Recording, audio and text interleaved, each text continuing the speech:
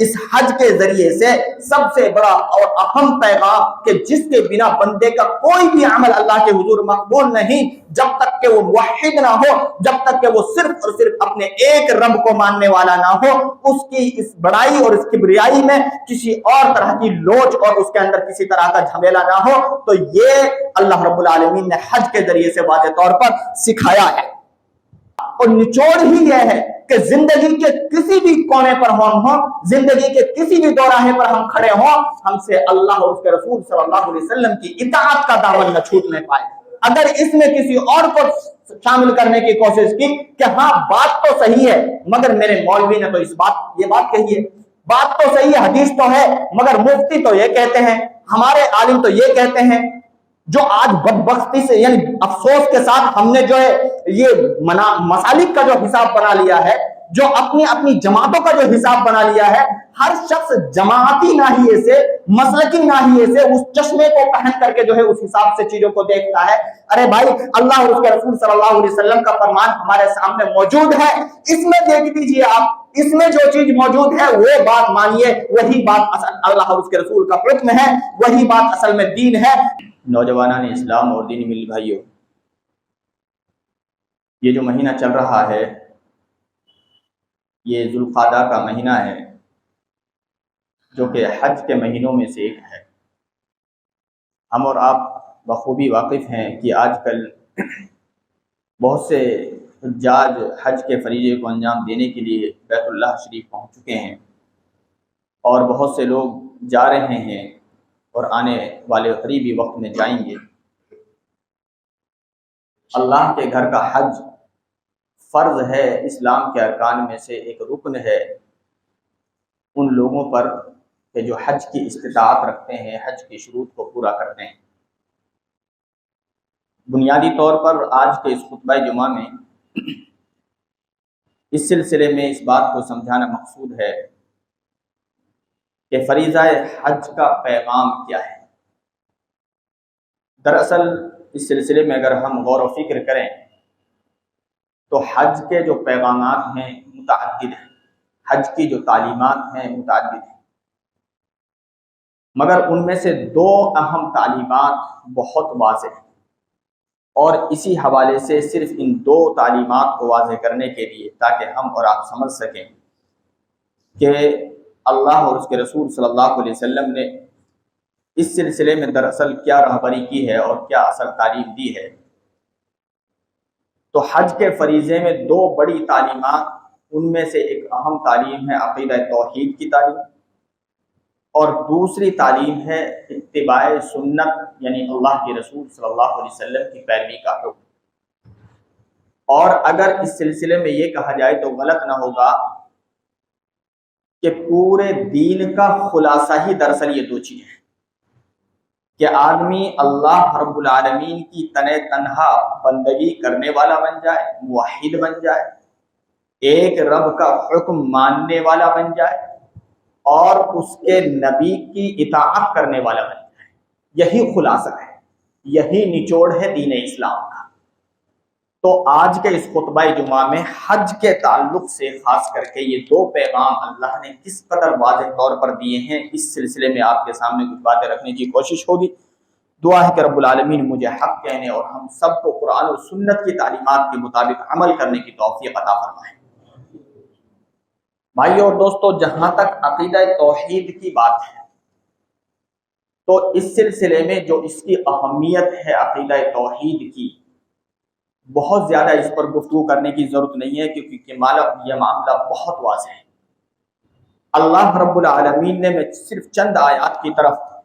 مختصراً اشارہ کرتے ہوئے آپ کے سامنے اس بات کو آگے بڑھاؤں گا۔ اللہ رب العالمین نے سورہ انعام آیت نمبر 88 کے اندر تقریباً 17 یا 18 نبیوں کا، اولو العزم نبیوں کا، معروف اور مشہور رسولوں کا نام لیا کہ ہم نے ان کو بھیجا، ان کو بھیجا، ان کو نبوت سے سرفراز کیا، اور اس کے بعد اللہ فرماتا ہے آیت نمبر 88 میں وَلَوْ أَشْرَكُوا لَحَبِطَ عَنْهُمْ مَا كَانُوا يَعْمَلُونَ، کہ اگر توحید کے برخلاف شرک کو یہ لوگ بھی انجام دیں تو اللہ رب العالمین کو کوئی پرواہ نہیں ہوگی کہ اللہ ان کے اعمال کو بھی غارت کرے۔ اللہ کے یہاں اسٹیٹس نہیں دیکھا جاتا، اللہ کے یہاں کون شخص کس عہدے پر فائز ہے یہ چیز نہیں دیکھی جاتی۔ اللہ کے بندے ہونے کے ناطے سب برابر ہیں، جو غلطی کرتا ہے سو غلطی ہوتی ہے۔ اللہ رب العالمین نے گویا تمام اپنے بندوں کو قیامت تک ٹھوس پیغام دینے کے لیے اس بات کو بطور مثال یہاں پر بیان کیا ہے۔ ورنہ تو انبیاء تو ظاہر سی بات ہے اللہ کی وہ مقدس ہستیاں ہوتی ہیں جن کو اللہ بھیجتا ہی اس لیے ہے تاکہ وہ لوگوں کے لیے اسوہ اور نمونہ کی حیثیت بن جائیں۔ ان کی زندگیاں پاک و شاف و شفاف ہوتی ہیں، ان کی زندگیاں مثالی ہوتی ہیں۔ خود اللہ رب العالمین ان کی تربیت فرماتا ہے، ان کو بناتا اور نکھارتا ہے تاکہ ہمارے نبیوں کی زندگی پر کوئی شخص جو ہے انگلی اٹھانے والا نہ بن سکے۔ لیکن اللہ رب العالمین نے ہمارے اور آپ کے لیے دنیا تک کے رہنے والے آنے والے انسانوں کو یہ واضح پیغام دینے کے لیے کہ لوگوں اس بات کو سمجھ جاؤ کہ اللہ رب العالمین کی اکیلے کی بندگی کرنا، صرف اور صرف اس کی معرفت حاصل کرنا، اس کی عبادت کرنا، صرف اسی سے لو لگانا، یہ کتنا زیادہ ضروری ہے کہ اگر یہ انبیاء بھی اس کے برخلاف جاتے ہیں، توحید کی روح سے ہٹ جاتے ہیں، شرک کرنے لگتے ہیں، اللہ رب العالمین کو ان نبیوں کی بھی کوئی پرواہ نہیں کہ اللہ ان کے بھی اعمال کو تباہ و برباد کرے۔ اور پھر قرآن کریم میں یہی نہیں بلکہ فخر کائنات محمد اکرم صلی اللہ علیہ وسلم کے جن کو رب العالمین نے خاتم النبیین بنایا، جن کو خاتم المرسلین بنایا کہ آپ کے بعد اب کوئی نبی آنے والا نہیں، جن پر اللہ نے اپنا آخری کلام نازل کیا کہ آپ کے بعد اب کوئی قرآن، اب کوئی کتاب آنے والی نہیں، اللہ رب العالمین نے اس نبی کو مخاطب کر کے سورۃ الزمر اور اس کی آیت نمبر 68 ہے، اللہ فرماتا ہے لَإِنْ أَشْرَكْتَ لَيَحْبَطَنَّ عَمَلُكَ وَلَتَكُونَنَّ مِنَ الْخَاسِرِينَ۔ اے نبی، اگر آپ نے بھی توحید کے راستے کو چھوڑ کر کے، ایک رب کے راستے کو چھوڑ کر کے دیگر راستوں پر چلنے کی کوشش کی، شرک کیا، اللہ کے ساتھ جو ہے دوسروں کو پکارنا شروع کر دیا، دوسروں سے لو لگانا شروع کر دیا، تو اللہ آپ کے اعمال کو بھی غارت کر دے گا، اللہ آپ کے بھی اعمال کو بیکار کر دے گا۔ اللہ رب العالمین نے واضح طور پر گویا ہم کو اور آپ کو پیغام دیا، اور ایک جگہ فرمائی انہ من یشرک باللہ فقد حرم اللہ علیہ الجنہ ومأواہ النار، کہ جو اللہ کے ساتھ شرک کرے گا اللہ ایسے شخص پر جنت کو حرام کر دے گا، جہنم ایسے شخص کا جو ہے ابدی ٹھکانہ بن جائے گی، اس کا ٹھکانہ جو ہے جہنم ہے۔ اسی لیے اللہ کے رسول صلی اللہ علیہ وسلم نے یہ تعلیم دی اپنی امت کو، فرمایا لا تشرک باللہ شیئا، کہ لوگوں اللہ کے ساتھ کسی کو شریک نہ ٹھہراؤ، گرچہ تمہیں قتل کر دیا جائے، گرچہ تمہیں جلا دیا جائے، وَإِن قُتِلْتَ أَوْ حُرِّقْتَ، گرچہ تمہیں قتل کر دیا جائے اور گرچہ تمہیں جو ہے جلا دیا جائے۔ واضح طور پر ان نصوص سے اس بات کا پیغام ہمیں ملتا ہے کہ توحید کا معاملہ قرآن و سنت کی روشنی میں کتنا ضروری ہے، اسلام کی روشنی میں کتنا ضروری ہے۔ ایک موحد کے لیے اگر توحید نہیں تو کچھ بھی نہیں، وہ کتنی بھی سجدے کر لے، کتنی بھی نمازیں پڑھ لے، کتنے بھی ذکر و اذکار اور خیر و خیرات کے کام کر لے، کوئی فائدہ نہیں اگر اللہ کے ساتھ اس کی عبادت میں، اس کی ذات میں، اس کی صفات میں بندہ کسی اور کو ساجی اور اس کا پارٹنر بناتا ہے۔ اسی کو جو ہے ہم شرک کہتے ہیں۔ یہی چیز جو ہے توحید کے خلاف ہے کہ اگر اللہ رب العالمین کی ذات، صفات اور عبادت میں کسی دوسرے کو جو ہے پارٹنر اور ساجی بنایا جائے، یہی چیز جو ہے شرک کہلاتی ہے۔ روز محشر اللہ کے حضور جب پیشی ہوگی، نبی کائنات صلی اللہ علیہ وسلم کے وہ چچا جنہوں نے زندگی بھر نبی صلی اللہ علیہ وسلم کا ساتھ دیا، ابو طالب، ابراہیم علیہ السلام کے والد محترم، جو آزر کے نام سے قرآن کریم نے خود اس کو یاد کیا ہے۔ اس کے علاوہ نوح علیہ السلام کا بیٹا کنعان، لوط علیہ السلام کی بیوی، یعنی ان تمام لوگوں کے آپ سمجھیے، ذرا غور کیجئے کتنے قریبی رشتے ہیں نبیوں کے ساتھ، لیکن چونکہ توحید سے دامن خالی تھا، توحید سے رشتہ ٹوٹ گیا تھا، اللہ رب العالمین کے حضور روز محشر ان نبیوں کا واسطہ، ان نبیوں کا رشتہ بھی ان کے جو ہے کوئی کام نہیں آئے گا۔ تو حج میں الحمدللہ ہمیں قدم قدم پر یہی سبق جو ہے سکھایا گیا ہے۔ 8 ذی الحجہ کو احرام پہن کر کے حاجی کو مینا جانا ہوتا ہے، اور کہاں سے؟ عموماً اس وقت جو حجاج پہنچ رہے ہیں وہ مسجد حرام میں پہنچ رہے ہیں۔ مسجد حرام کہ جہاں ایک نماز کا ثواب ادر مساجد کے بالمقابل 1,00,000 نمازوں کے برابر قرار دیا گیا ہے۔ اگر ثواب حاصل ہونے کی بات ہوتی میرے بھائیو، اس بات کو سمجھیے اچھی طریقے سے کہ اللہ رب العالمین کا حکم دیکھیے، اللہ رب العالمین کا جو ہے اللہ رب العالمین کی وحدانیت کو پہچاننے کا اور صرف اس کی ماننے کا جذبہ دیکھیے کہ حجاج کو مسجد حرام چھوڑ کر کے 8 تاریخ کو مینا کے اندر جانا ہوتا ہے۔ بلکہ اس سے پہلے ایک بات کی جائے، میقات سے جب حجاج احرام باندھتے ہیں تو احرام کے باندھنے کے ساتھ ہی انہیں تلبیہ پکارنا ہوتا ہے۔ تلبیہ کیا ہے؟ اس کا خلاصہ اللہ کی حمد و ثنا پر مبنی ہے، اللہ کی پاکیزگی بیان کرتا ہے بندہ، اللہ رب العالمین کی یکتا تنہا اس کی تعریف و توصیف بیان کرتا ہے۔ لبیک اللہم لبیک لبیک لا شریک لک لبیک ان الحمد والنعمت لک والملک لا شریک لک۔ یہ پورا اللہ رب العالمین کی وحدانیت کو بیان کر رہا ہے یہ تلبیہ، اور یہاں سے لے کر کے ایک طرح سے پورے راستے میں آتے جاتے جب جس وقت موقع ملے ایک حاجی کو اس کا ورد کثرت کے ساتھ کرنا ہوتا ہے۔ یعنی صرف اور صرف کیا سکھایا گیا ہے؟ اللہ رب العالمین کی حمد و ثنا، اللہ کی پاکیزگی کو بیان کرنا، اللہ کی بڑائی کو بیان کرنا، اللہ کی بزرگی کو بیان کرنا، اور پھر اس کے بعد جب آدمی وہاں پر پہنچ جاتا ہے اور مناسک حج کو ادا کرتا ہے تو طواف جب وہ شروع کرتا ہے، سب سے پہلے جا کر کے طواف قدوم جو کہلاتا ہے، طواف قدوم جب آدمی کرتا ہے تو حجر اسود کے پاس سے اسے اپنا طواف شروع کرنا ہوتا ہے۔ بسم اللہ اللہ اکبر، یہاں پر اسے کہنا ہوتا ہے بسم اللہ اللہ اکبر۔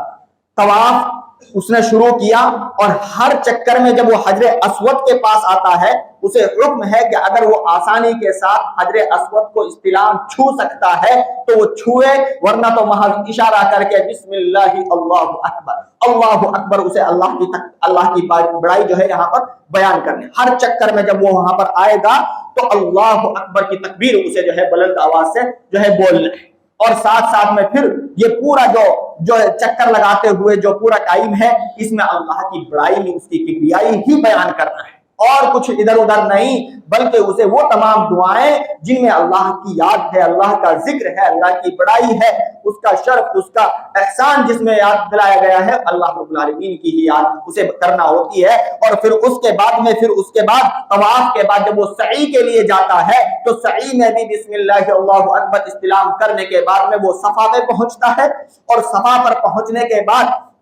دوران جو ہے اس صفا تک جب پہنچ رہا ہے، ان الصفا والمروہ من شعائر اللہ، اللہ رب العالمین ہی کا شکر بیان کر رہا ہے کہ اللہ کی نعمتوں کو یاد کر کے کہ یہ صفا اور مروہ اللہ تیرے شعائر میں سے ہے، تیری نشانیوں میں سے ہے۔ اس صفا پہاڑی پر اوپر چڑھ کر کے اس کے بعد پھر اللہ رب العالمین کی ہی بڑائی جو ہے اور پاکی بیان کرتا ہے۔ تو اس طریقے سے سعی کے اندر، طواف کے اندر، اور پھر 8 ذی الحجہ کو یہاں سے اب وہ رخت سفر جو ہے عرفہ کی طرف، یعنی کچھ ہی مختصر وقت کے بعد میں اسے جانا ہوتا ہے میدان عرفہ میں۔ میدان عرفہ کے اندر اللہ کے رسول صلی اللہ علیہ وسلم نے فرمایا کہ یہ وہ جگہ ہے جو سب سے مقدس جگہ ہے، سب سے متبرک جگہ ہے، اور یہ وہ دن ہے جو سب سے مبارک دن ہے۔ اس دن جو تو آدمی جو بھی دعائیں چاہے وہ مانگ سکتا ہے، لیکن سب سے بہترین دعا اللہ کے رسول صلی اللہ علیہ وسلم نے اس سب سے بہترین دن میں، اس سب سے بہترین جگہ میں اللہ کے رسول صلی اللہ علیہ وسلم نے فرمایا کہ سب سے بہترین دعا وہ یہ ہے، لا الہ الا اللہ وحدہ لا شریک لہ لہ الملک ولہ الحمد وہو علی کل شیء قدیر۔ اخلاص پر مبنی، توحید پر مبنی ہے پورا کلمہ، لا الہ الا اللہ وحدہ لا شریک لہ، نہیں ہے کوئی معبود برحق سوائے اللہ رب العالمین کے، اس کے سوا کوئی شریک نہیں، اس کا کوئی ساجی نہیں، اسی کے لیے تمام تر بادشاہت ہے، اسی کے لیے تمام تر تعریفیں ہیں، وہو علی کل شیء قدیر، اور وہ ہر چیز پر قادر ہے۔ یعنی گویا قدم قدم پر یہی سکھایا گیا ہے کہ اگر حاجی اپنے اس حج کو صرف ایک رسمی طور پر نہ ادا کرے بلکہ اس کے معنی و مفہوم پر، اس کے پیغام پر دھیان دے، تو اس کے ذہن و دماغ میں اللہ رب العالمین نے یہ رچا بسا دیا ہے، یہ عقیدہ راسخ کر دیا ہے گویا حج کے ذریعے سے کہ وہ ایک رب کے سوا اپنی زندگی کے اندر کسی اور کو کبھی پکارے گا نہیں۔ وہ صرف اور صرف اپنی تمام حاجتوں میں، اپنے تمام مسائل میں، اپنی تمام ضرورتوں میں جب جب اس کو ضرورت پڑے گی تو اپنے رب سے لو لگائے گا، اپنے رب سے مانگے گا۔ تو اللہ رب العالمین نے اس حج کے ذریعے سے سب سے بڑا اور اہم پیغام کہ جس کے بنا بندے کا کوئی بھی عمل اللہ کے حضور مقبول نہیں، جب تک کہ وہ موحد نہ ہو، جب تک کہ وہ صرف اور صرف اپنے ایک رب کو ماننے والا نہ ہو، اس کی اس بڑائی اور اس کبریائی میں کسی اور طرح کی لوچ اور اس کے اندر کسی طرح کا جھمیلا نہ ہو، تو یہ اللہ رب العالمین نے حج کے ذریعے سے واضح طور پر سکھایا ہے۔ رمی جمرات حاجی کو کرنی ہوتی ہے، وہاں پر بھی ہر کنکری کے ساتھ اسے اللہ اکبر پکارنا ہوتا ہے۔ اور اس کے علاوہ اور بھی بہت سے موڑ ہیں کہ جن کو اس موقع پر ذکر کیا جا سکتا ہے۔ دوسری اہم تعلیم میرے بھائیوں وہ ہے اتباع رسول، اللہ کے رسول صلی اللہ علیہ وسلم کی سنت کی پیروی، اللہ کے رسول صلی اللہ علیہ وسلم کی اقتداء، صحیح معنوں میں تمام تر اقتداؤں کو نکال کر، تمام تر پیرویوں کو نکال کر، یہ میرا مولوی، وہ میرا مولوی، وہ میرا ملک، یہ فلاں، یہ وہاں، یہ ساری چیزوں کو کھرچ کر کے ایک مومن کو نکال دینا چاہیے اور وہ صرف اور صرف بات مانے تو اپنے رسول کی مانے، اس کے رسول نے جو حکم دیا ہے اس کو من وعن اسی طریقے پر کرنے کی کوشش کرے۔ یہ تمام تر جو ہے اندھی تقلیدوں سے نجات اسے پانے کی ضرورت ہے، اس بات کو واضح طور پر سکھایا گیا ہے۔ چنانچہ میں نے جیسا کہ ذکر کیا،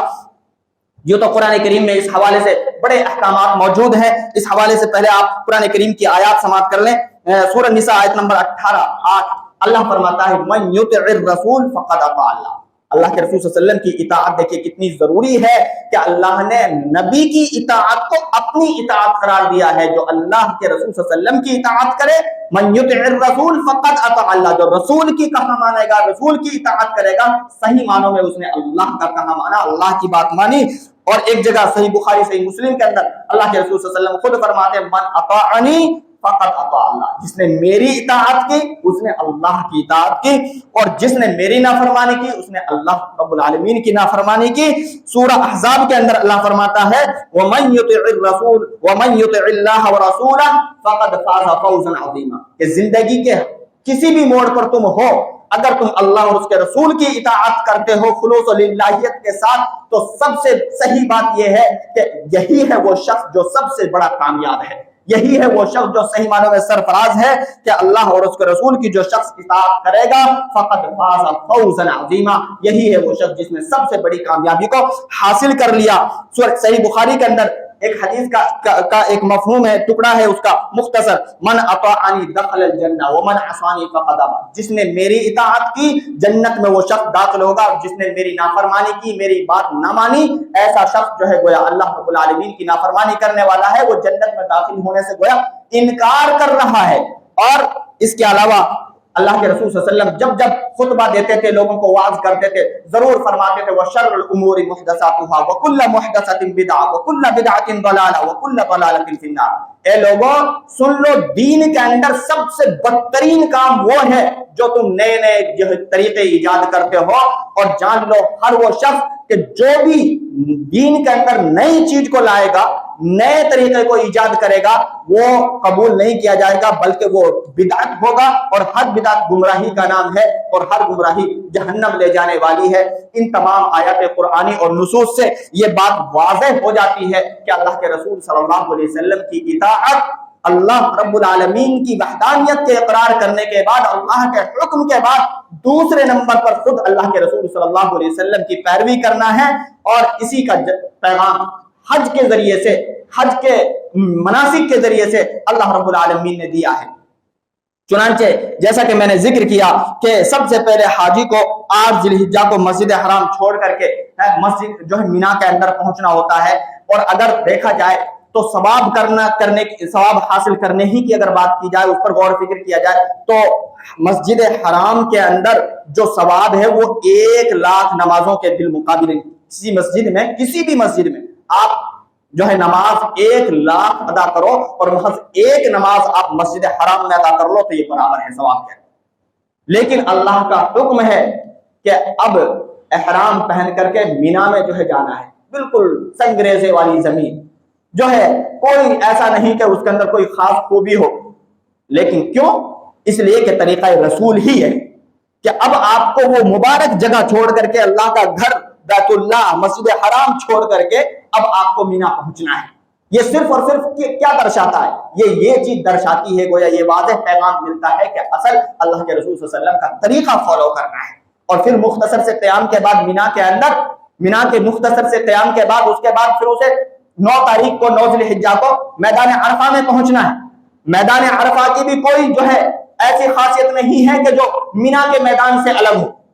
कोई अलग ऐसी खासियत नहीं है। वही संगरेज़े है, वही मिट्टी है और वही चिलचिलाती वहां पर धूप है, सारी चीजें। लेकिन अल्लाह के रसूल सल्लल्लाहु अलैहि वसल्लम का हुक्म ही, आप सल्लल्लाहु अलैहि वसल्लम की सुन्नत और आपका तरीका यह है कि 9 तारीख को हाजी के लिए जरूरी है, बल्कि जरूरी ऐसा कि उसे फर्ज करार दिया, हज का रुकन है मैदान अरफा का वुकूफ अरफा। उसके बगैर जो है हज ही नहीं, अगर कोई शख्स जो है वुकूफ अरफा मिस कर दे, सारे मनासिक को अदा कर ले, तो ऐसे शख्स का हज ही नहीं है। तो उससे जरूरी है कि वो जो है अरफा के मैदान में जो है जाकर ठहरे। मैदान अरफा में वो सबसे पहले इमाम हज का खुतबा सुनेगा, हज का खुतबा जो होगा उसे सुनेगा, और फिर उस हुक्म ये है कि वो जोहर और असर को एक साथ इकट्ठे करके, और दूसरी बात कसर करके। आप जरा गौर तो करो, एक तो नमाज को उसके वक्त पे अदा करना ये अफजल है, अल्लाह के रसूल सल्लल्लाहु अलैहि वसल्लम की, बल्कि कुरान करीम की आयत है, इन्ना सलाता कानत अलल मुमिनीना किताबन मौकूता। नमाज फर्ज जो है, हर नमाज का अपना एक टाइम मुकर्रर है और उस टाइम में उसको अदा करना जरूरी है। बल्कि अल्लाह के रसूल सल्लल्लाहु अलैहि वसल्लम ने फरमाया, सबसे बेहतरीन अमाल में से ये अमल है बंदे का कि वो नमाज को उसके अव्वल वक्त में जो है अदा कर ले। फर्ज नमाज हुई, अब जितना जल्दी मुमकिन हो उस फरीजे से अपने आप को नबरदार ना करे, बरी जिम्मा करे। तो लेकिन यहां पर क्या है, 2 नमाजों को एक वक्त में, जोहर के वक्त में जोहर और असर को जो है अदा करना है, और साथ ही कसर करके पढ़ना है। आदमी कई लाख जो है खर्च करके वहां जा रहा है, अपनी सारा काम काज तज करके जा रहा है। किस लिए जा रहा है? इबादत के लिए खाली उसने अपने आप को कर लिया है, अल्लाह की बंदगी के लिए खाली कर लिया है। लेकिन नवाफिल ही नहीं, नवाफिल तो छोड़िए, फर्ज के अंदर भी कटौती कर दी गई है कि उसको भी जो है पढ़ना है तो कम करके पढ़ना है। 4 रकात वाली नमाज को 2 रकात पढ़ना है। ये सिर्फ और सिर्फ इस बात को दर्शाता है कि गोया असल बात अल्लाह के रसूल सल्लल्लाहु अलैहि वसल्लम के तरीके को फॉलो करना है। लॉजिक पर इस्लाम नहीं है, दिमाग पर इस्लाम नहीं है। ये बंदा किसी जगह का गुलाम नहीं है, ये बंदा किसी वक्त का गुलाम नहीं है, और ये बंदा ना अक्ल का गुलाम है, बल्कि गुलाम है तो अल्लाह और उसके रसूल सल्लल्लाहु अलैहि वसल्लम के हुक्म का गुलाम है। उसके लिए जरूरी है कि वो इस बात को समझे कि असल बात अल्लाह और उसके रसूल का कि इताअत जो है, इसी का नाम जो है इस्लाम है, इसी का नाम दरअसल जो है मुसलमान होना है। अगर वो शख्स जो है अपनी मनमानी करने लग जाए तो बहुत सी जगहों पर उसे ऐसा महसूस होगा कि नहीं, ये काम ऐसा नहीं, ऐसा होना चाहिए। मौका मिला है मस्जिद हराम में इबादत करने का, एक नमाज पर 1 लाख नमाजों का सवाब मुझे मिल रहा है, क्यों मैं जो है मस्जिद हराम को छोड़ूं? नहीं, उसे छोड़ना है। क्यों? इसलिए कि असल हुक्म अल्लाह और उसके रसूल के तरीके को फॉलो करना है। जिस तरीके से अल्लाह के रसूल सल्लल्लाहु अलैहि वसल्लम ने यहाँ पर गाइड किया है, चीजों को अदा करने का हुक्म दिया है, उसी तरीके से जो है उन चीजों को हमें फॉलो करना है। और उसके बाद फिर जब 9 ज़िलहिज्जा का ये वक्त गुजारा और शाम में सूरज गुरूब हुआ, तो अब हुक्म यह है हाजी के लिए कि वो बिना मगरिब, हालांकि नमाज का टाइम हो चुका है, सूरज गुरूब हुआ, होना तो ये चाहिए कि मगरिब की नमाज से फारिग होकर के तब वो मुज़दलिफा पहुंचे, लेकिन हुक्म यह है कि मगरिब बिना पढ़े, सूरज छुपने से पहले नहीं छोड़ना है मैदान अरफा को। सूरज छुप जाए, छुपने के बाद बिना मगरिब की नमाज पढ़े अब जो है मुज़दलिफा जो करीबी एक मैदान है वहां पहुंचो, और वहां पहुंच करके मगरिब और इशा को मैदान मुज़दलिफा के अंदर पहुंच करके एक साथ पढ़ो और कसर के साथ पढ़ो। वहां पर भी इकट्ठी करके पढ़ना है और कसर करके पढ़ना है। ये सिर्फ और सिर्फ हिकमत इसमें यही है मेरे भाइयों, कोई और दूसरी हिकमत नजर नहीं आती। सिर्फ और सिर्फ हिकमत यही है कि अल्लाह और उसके रसूल के तरीके को फॉलो करना है, अल्लाह और उसके रसूल के हुक्म को जो है मिन व अन फॉलो करना है। اس کے علاوہ اور بھی بہت ساری چیزیں ہیں میرے بھائیوں جن کا واضح طور پر حج کے اندر یہ پیغام دیا ہے کہ مسلمان کو اللہ اور اس کے رسول صلی اللہ علیہ وسلم نے کہ تمہیں سراپا اللہ اور اس کے رسول کے حکم کو بجا لانا ہے، اور صرف اس موقع سے نہیں، اصل اس کے ذریعے سے گویا اس کی زندگی کو اس سانچے میں ڈھالنا ہے کہ جب تم واپس آ جاؤ اپنے وطن میں تو یہ جذبہ تمہارا وہاں پر بھی کار فرما ہو۔ عمر فاروق رضی اللہ تعالیٰ عنہ نے حجر اسود کو جب بوسہ دیا تو اس موقع سے باضابطے دیکھیے اطاعت کا جذبہ ایسا ہونا چاہیے، تو حجر اسود کو جب بوسہ دیا، صحیح بخاری کی روایت سے یہ بات ثابت ہے کہ تو اس کو مخاطب کر کے کہا، اے پتھر، اے حجر اسود، میں جانتا ہوں کہ تو مجھے نہ نفع پہنچا سکتا ہے نہ نقصان پہنچا سکتا ہے،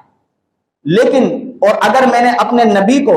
تجھے بوسہ دیتے ہوئے نہ دیکھا ہوتا تو میں تجھے کبھی بوسہ نہ دیتا۔ عمر فاروق رضی اللہ تعالیٰ عنہ نے یہ بات پتھر کو مخاطب کر کے کہا، تو اصل بوسہ کس وجہ سے دیا؟ یعنی گویا انہوں نے اس بات کو مینشن کر دیا، ذکر کر دیا کہ چونکہ میرے نبی کو میں نے تمہیں بوسہ دیتے ہوئے دیکھا ہے اس لیے میں تجھے بوسہ دیتا ہوں، صرف اطاعت کے جذبے سے۔ اچھا، اس کے بعد میں اسی حدیث میں وضاحت ہے کہ پھر ساتھ ہی انہوں نے اس بات کا بھی ذکر کیا کہ اب رمل کی ضرورت نہیں ہے، طواف عمرہ کا جو طواف کرنا ہوتا ہے اس میں اصل میں پہلے 3 چکروں میں رمل کرنا ہوتا ہے، فوجی چال چلنا ہوتا ہے، ایک دم تیز تیز اور تھوڑا اکڑ سختی کے ساتھ تھوڑا چلنا ہوتا ہے، کمزوری نہیں دکھائے۔ تو انہوں نے ذکر کیا اسی حدیث میں ہے کہ اب رمل کی عمرے کے طواف میں ضرورت نہیں ہے، کیونکہ رمل تو اللہ کے رسول صلی اللہ علیہ وسلم نے اس لیے حکم کیا تھا کہ مشرکین کو دکھانے کے لیے، اصل میں سن 7 ہجری کے اندر اللہ کے رسول صلی اللہ علیہ وسلم کو جو مشرکین نے اس سے پہلے عمرہ کرنے سے روک دیا تھا اس کی قضا کے لیے آپ صلی اللہ علیہ وسلم اپنے صحابہ کے ساتھ سن 7 ہجری کے اندر، 8 ہجری کے اندر مکہ فتح ہوتا ہے، سن 7 ہجری کے اندر اللہ کے رسول صلی اللہ علیہ وسلم عمرہ کرنے جاتے ہیں، مشرکین کھچے کھچے دیکھنے چلے آتے ہیں کہ چلو مسلمانوں کو دیکھتے ہیں، چونکہ مشہور یہ تھا کہ مدینے کی آب و ہوا نے مسلمانوں کو کمزور کر کے رکھ دیا ہے، توڑ کے رکھ دیا ہے، وہاں کے بخار نے مسلمانوں کو کمزور کر دیا ہے، تو مشرکین مسلمانوں کی استھتی اور ان کی حالت کو دیکھنے کے لیے چلے آئے۔ اللہ کے رسول صلی اللہ علیہ وسلم کو یہ چیز جو ہے بھنک ملی اور آپ صلی اللہ علیہ وسلم کو یہ محسوس ہو گیا کہ اس مقصد سے یہ لوگ جو ہے اکٹھے ہوئے ہیں اور دیکھنے کے لیے آئے ہیں۔ آپ صلی اللہ علیہ وسلم نے فرمایا کہ کسی بھی قدر جو ہے کمزوری محسوس کیوں نہ کرتے ہو مگر تمہیں کمزوری نہیں دکھانا ہے، بالکل جو ہے اکڑ کر کے فوجی طریقے سے جو ہے ٹائٹ ہو کر کے اور تیز تیز چال چلنا ہے۔ تو اس موقع سے اللہ کے رسول صلی اللہ علیہ وسلم نے یہ تیز چال چلنے کے لیے حکم فرمایا، تو انہوں نے ایک طرح سے یہ لاجک یا یہ چیز جو ہے محسوس کی کہ چونکہ اس وقت اللہ کے رسول صلی اللہ علیہ وسلم نے اس لیے حکم کیا تھا، اب اس کی ضرورت نہیں، اب تو پورا مکہ جو ہے ایک طرح سے جو ہے دارالاسلام ہو چکا ہے اور اب اس کی ضرورت نہیں ہے۔ لیکن اس کے ساتھ ہی اللہ کے رسول صلی اللہ علیہ وسلم کی اطاعت کا جب احساس ہوا تو ساتھ ہی سمجھ گئے اس بات کو کہ نہیں،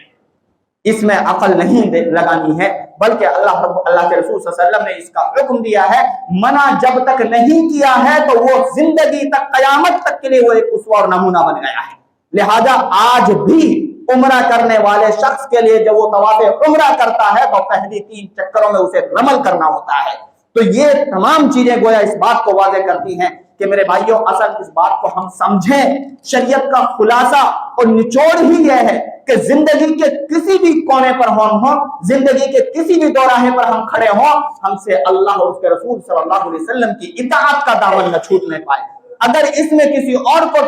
شامل کرنے کی کوشش کی کہ ہاں بات تو صحیح ہے مگر میرے مولوی نے تو یہ بات کہی ہے، بات تو صحیح ہے، حدیث تو ہے مگر مفتی تو یہ کہتے ہیں، ہمارے عالم تو یہ کہتے ہیں، جو آج بدبختی سے یعنی افسوس کے ساتھ ہم نے جو ہے یہ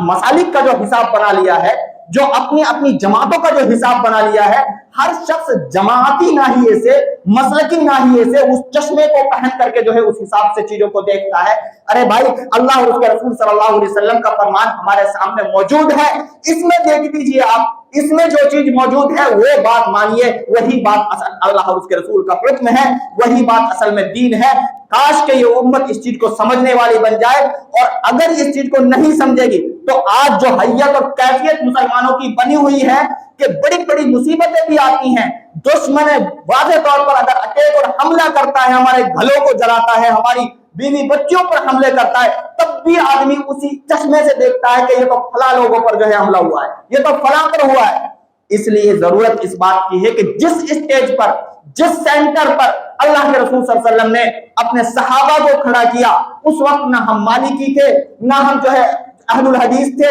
ना हम जो है ये शाफी थे, ना हम हनफी थे। बात थी अल्लाह और उसके रसूल के फरमान की। अल्लाह और उसके रसूल के फरमान को मानना है, कुरान और सुन्नत की पैरवी करना है, और सही मानों में इसी बात की तालीम जो अहलुल हदीस अपने आप को कहते हैं। चूंकि अहलुल हदीस का मतलब है, हदीस माना बात, कुरान को भी अल्लाह ने हदीस कहा है, नबी के फरमान को भी हदीस कहा है। कुरान और हदीस वाले हम न किसी जगह की तरफ लोगों को बुलाते हैं, न किसी शख्सियत की तरफ बुलाते हैं, बल्कि बुलाते हैं तो सिर्फ और सिर्फ अल्लाह और उसके रसूल की तरफ बुलाते हैं। आपको पूरा हक है हमारी बात से एतराज करने का, अगर वाकई आपके पास उसकी कोई दलील है। लेकिन अगर दलील नहीं है, सिर्फ बात यह है कि हमारे बड़ों ने कहा है, हमारे मौलवी ने कहा है, हमारे मुफ्ती ने कहा है, एक काश के इस भंवर से आप जो है अपने आप को निकाल सको, तो इंशाअल्लाह जब उम्मत इस बात को जब तक नहीं समझेगी तब तक ये हालात होंगे, और जब ये बात समझ जाएगी कि नहीं, कामयाबी और कामरानी असल दीन के अंदर है, अल्लाह और उसके रसूल की इताअत के अंदर है, इंशाअल्लाह मतलब नहीं बनता कि वो कौम जिससे अल्लाह ने फरमाया वलिल्लाहिल इज्जतु वलिरसूलिहि वलिलमुमिनीन, इज्जत गलबा सरबुलंदी अल्लाह के लिए है और मोमिनीन के लिए है, अल्लाह और उसके रसूल के लिए है। अल्लाह रब्बुल आलमीन की इताअत और उसकी नुसरत, अल्लाह रब्बुल आलमीन की इताअत करने वालों के लिए उसकी नुसरत आज भी उसी तरीके से शामिल हाल है जिस तरीके से असहाब रसूल सल्लल्लाहु अलैहि वसल्लम के लिए थी। दुआ है कि रब्बुल आलमीन हम सबको कुरान और सुन्नत की इताअत करने की तौफीक अता फरमाए।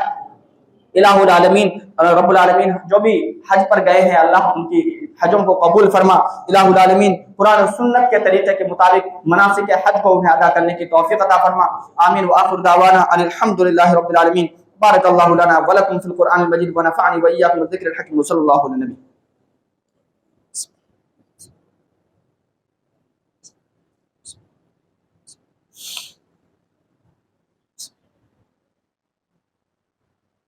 अल्हम्दुलिल्लाह नहमदुहु व नस्तईनुहु व नस्तगफिरुह व नु'मिनु बिही व नतवक्कलु अलैहि।